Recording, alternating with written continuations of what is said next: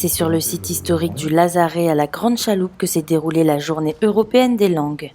L'occasion pour le club de solidarité du lycée agricole de Saint-Paul de présenter la concrétisation de leur projet à Vaucens.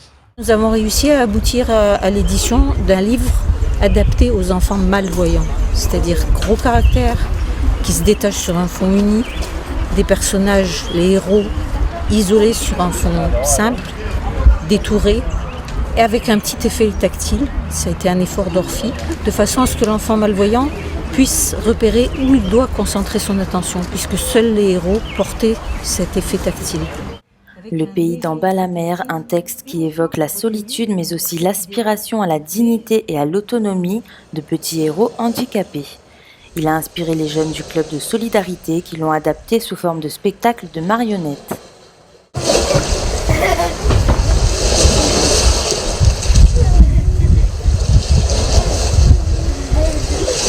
Cette journée a été l'occasion de présenter l'adaptation du conte sous forme de CD audio. Un projet né du désir d'accompagner les enfants déficients visuels vers une écoute puis une lecture autonome, mais aussi de rendre le message véhiculé par ce conte accessible à tous.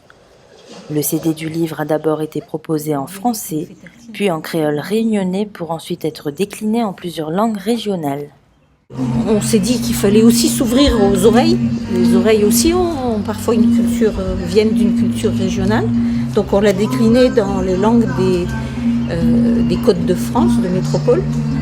Et puis on s'est dit que ça serait quand même bien de s'intéresser aux autres créoles, donc les créoles de l'océan Indien, mais aussi des Antilles et aussi de Guyane. Ça nous semble un formidable petit potentiel en langue et culture régionale.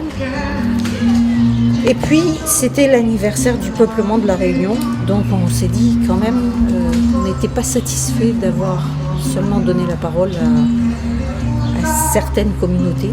Donc on l'a décliné dans les langues des communautés que parlaient certaines communautés à leur arrivée. Parfois ces langues ne sont plus guère pratiquées, mais par hommage à ses ancêtres. Et aussi des langues modernes qui n'étaient pas non plus pratiquées à l'époque, comme le chinois et le hindi. Ce CD audio a été auto-édité par le club Solidarité du lycée agricole de Saint-Paul. Des jeunes impliqués et fiers d'avoir contribué à ce projet solidaire. Donc moi j'ai fait la transcription en créole réunionnais. Ce projet-là m'a permis d'avoir une ouverture, s'ouvrir, aller vers les autres, s'ouvrir aussi vers le monde, connaître aussi la maladie aussi.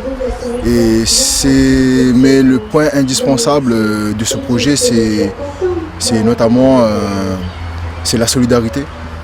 La Journée européenne des langues a été animée par divers ateliers sur le langage et s'est achevée sur un concert de David Sicard.